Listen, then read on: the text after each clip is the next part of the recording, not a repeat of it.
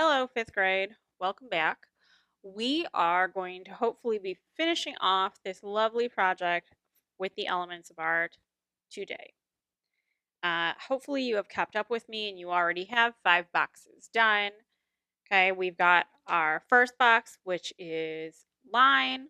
Hopefully, it has a variety of black and white lines in it. Our second box was the first part of color, and we talked about the primary colors because we can't make any other colors without them, so red, blue, and yellow.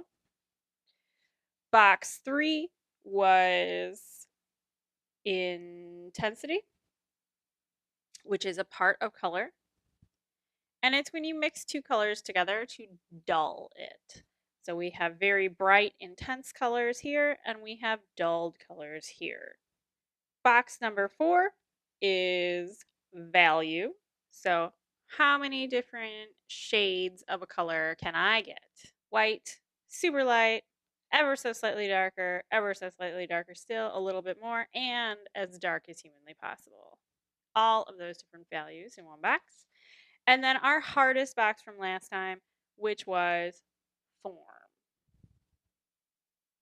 Okay, today, our 3 boxes. Our first one, whichever one of the 3 you have left, is going to be texture. Texture is probably, for most of you, a familiar type idea. I would imagine that you have dealt with texture before. But texture is the way something feels or looks like it feels. So, is the dog furry? Is the water wet? Is the ice cold, right? That's how something feels, but does it look like how it feels? An artist has smooth white blank paper, and it is our job to make something look like it is made of rocks or made of wood or made of grass or furry or slimy and wet or whatever. How do we manipulate this? For us, that is called implied texture. When we draw it from nothing, it's called implied. We want someone to look at it and believe what they see is how it potentially could feel. The other option for texture is actual texture. If I had a sculpture, I can touch that and it has a texture. Even if I had a painting, I could touch that painting and feel all of the lumps and bumps of the material, of the paint, or the scratchiness of the canvas. For box 5, you are going to have 2 options. Option 1 is to use some sort of media, pencil, colored pencil, crayon, something, pen even would work great, to put to draw, create a different type of texture in each space. That's option 1, where you just make it up and make it convincing in that space. Option 2 is to find actual texture and create a rubbing from it. Now, if you've never made a rubbing before, I'm going to attempt to do one now. I'm not positive it will do it with the paper that I have, but if you are using just regular, ordinary computer paper, this will definitely work for you. You know what? I'm going to use an orange. Reddish orange. Okay. First thing you need to do to make an actual texture rubbing is to find something that has texture. This is a shoe. It's huge. Oh my gosh. This is a shoe that my husband purchased. It's a running shoe, and he has not yet worn it, so it's pretty clean. But the bottom of shoes have a lot of texture because they've got all these little grooves, all these little nubs that stand up, right? This, for me, I can take a rubbing of fairly easily. Anything that's got a texture on it like this that you can feel and it's fairly drastic will work great. Coins actually work really well. Legos work really well because they have all those little nubs that stand up, right? Um, Something like the side of a tree or a brick or I don't know, use your imagination. think of something that you could take a rubbing of. Ask your family for advice on this if you are not sure. Okay?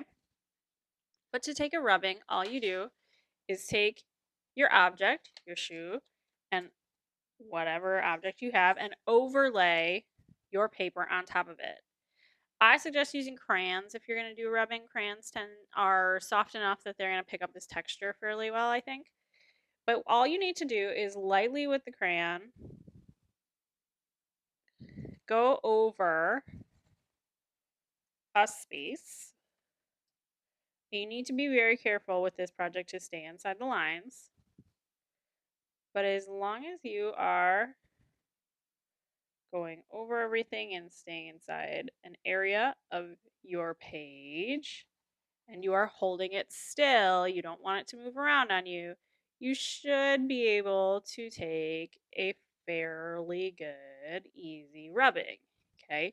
Even without me doing this entire area, pretty close to finishing it, you can still really clearly see all the little boxes that are the shoe texture showing up on the paper. Okay. I'm going to go ahead and finish out this section. And then I'm going to move on and show you what I mean by implied texture.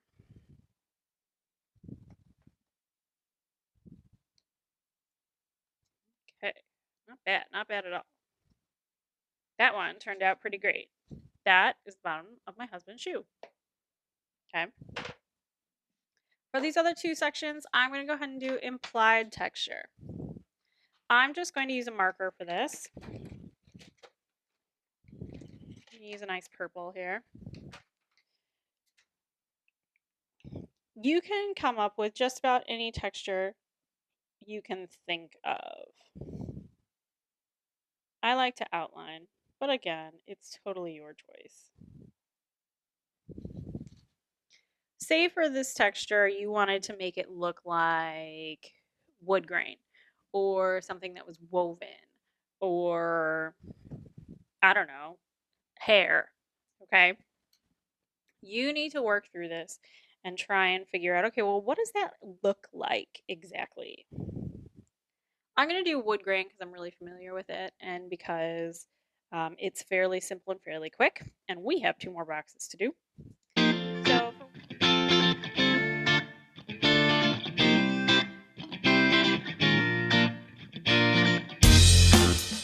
So for me, that would be my wood grain pattern. And is it a little implied? Is it a little just suggested? Yes, absolutely. But that's okay. I know what it's trying to be. And it is more linear, it is more line-like than the rubbing. Say I wanted to do something that looked, let's try woven. No guarantees on this one, but I'll give it my best shot.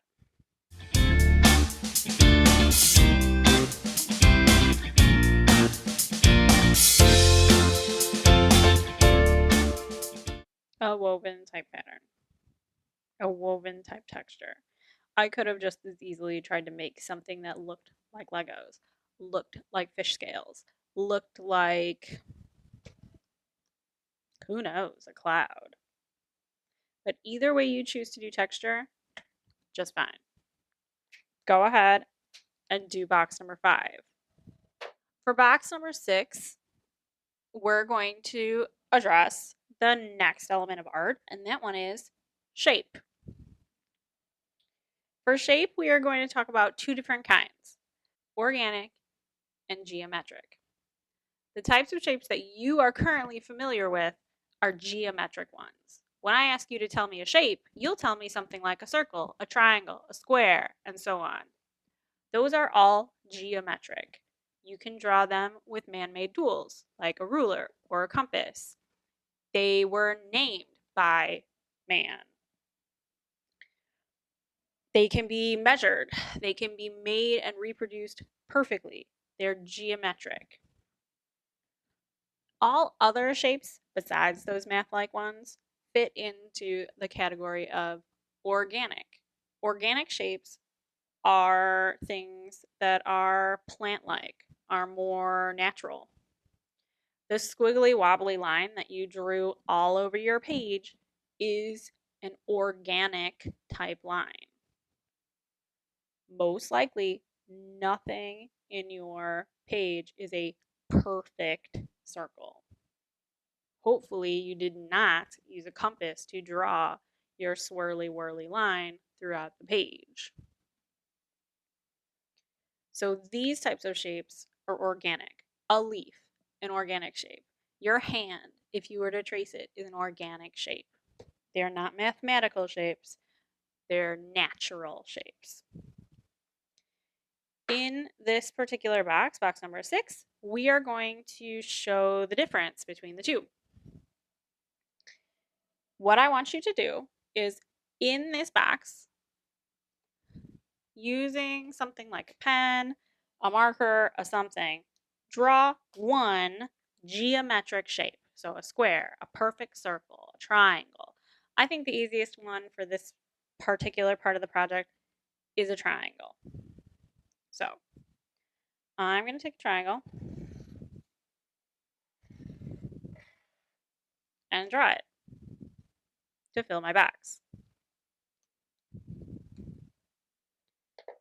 Everything else in this box, we are going to outline and color. The color is totally and completely your choice. But don't color anything inside the triangle. Leave the triangle white.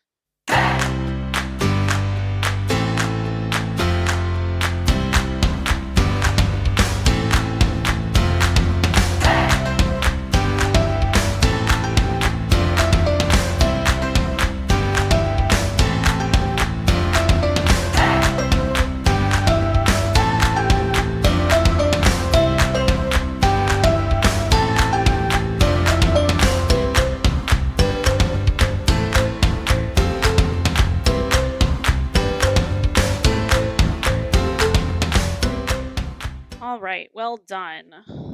On to our very last box. How exciting. This last box is, I don't want to say tricky, but it is kind of interesting. This box is space, and there are tons of different ways to explain, show, interpret space. In general, we show space by making things that are close to us really large and far away from us really small. We overlap things to show space. But when you show space, color also changes. Things that are close to us are very clearly a particular color, and things that are far away from us are more difficult to interpret as far as color is concerned. So, for this box, we need to show some space. What you need to do with all the loop-de-loops in your box is figure out who's on top. The box that is the closest one to us, whatever shape that is within here, whether it's this little teeny tiny guy, the big one, or whatever thing is closest to us, you need to draw and color really intensely. And then whatever stuff is further away and further away and further away, you need to color less intense. And whether you do that with value, you change it from a really dark, intense shade to a really light shade. Whether you do it with intensity, where you have a super duper bright, pure hue, or for things that are close to you, and a mixed hue for things that are further away. Or if you just do it with color in general, either way is fine. For my friends who don't have any coloring material, I would suggest doing it with value. The closest thing to me is going to be the most solid hue. So on your on your intensity scale, it's the darkest one, the one that you have colored in completely and utterly solid. And as things get further and further away, they get lighter and lighter and lighter in color, harder to see further away. If you are my friends who have a ton of colors available to you, what I suggest you do is choose something that is a really, really intense solid color to be the closest one to you, and the ones that are further away are much lighter. So I'm going to interpret that somehow within these shapes. I'm going to decide which one's on top, what's below that, and then what's further below still. And from there, I will color everything an appropriate hue to help show that this one's closest to me, this one's the next furthest away, and so on, all the way to the very back of my image. Again, this is the hardest one to understand. So watch carefully.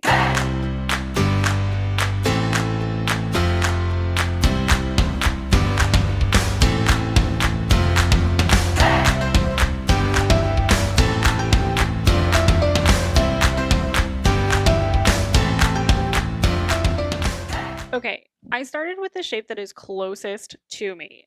This shape, I want it to look 3D, round. I'm giving it the most detail possible. So I'm using a little bit from value, a little bit from form, and I'm making it look sort of roundy, and I gave it a highlight and a shadow. It's the most realistic. I can see the most of it because it is closest to me. Underneath this, my next shape, the one that's underneath the green shape, is this round one. I'm going to use a less bright color, a less intense color to color that shape to make it look a little bit further away. I have this super duper bold green color for whatever this round thing is. I'm going to pick a different kind of green, a less intense green, to be the next one. I'm still going to color it fairly solidly, but I'm not going to make it look near as realistic as what it was before. I'm just going to color it this green color.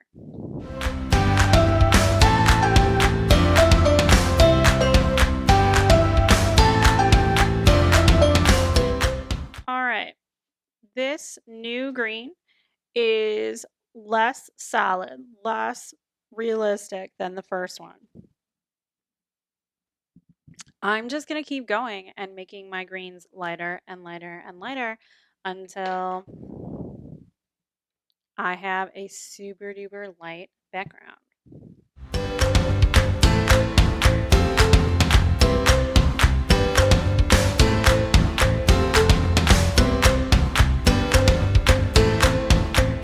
Okay. If I take this last box and fold it up, it might make more sense. When we did our underwater pictures earlier this year, you had one item that was right next to you and it filled the page, right? This one doesn't quite fill the page, but this shape is right next to me, and so it is the most intense in color. This shape is behind this shape. It's a little bit further away, so it is slightly less intense, but just slightly.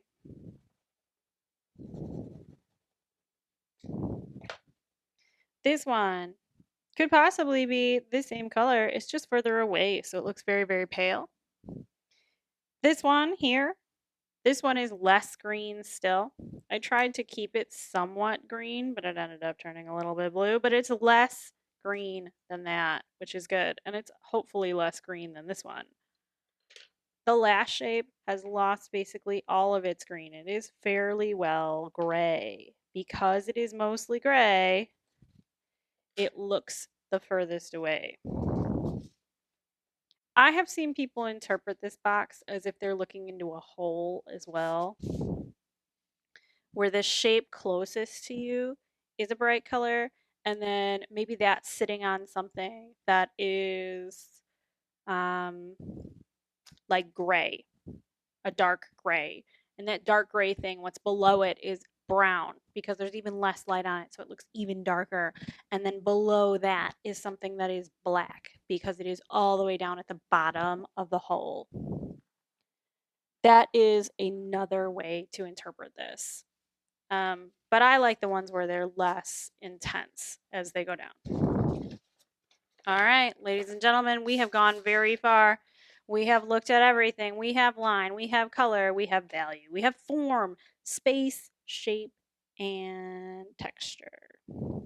Those are your 7 elements of art. Keep an eye out for those notes. Hopefully they are up already. The original ones I put out only colored line and color. And for whatever reason, that link was broken. So I'm going to be getting you a new one. If it's not up there already, it should be up. But you are going to be taking a quiz on this information, on these 7 concepts. And that will be coming to you shortly. I wish you luck. I can't wait to see what you upload for me in your assignment on Teams. And hopefully I'll get to see you soon. This is Dominic out. Bye.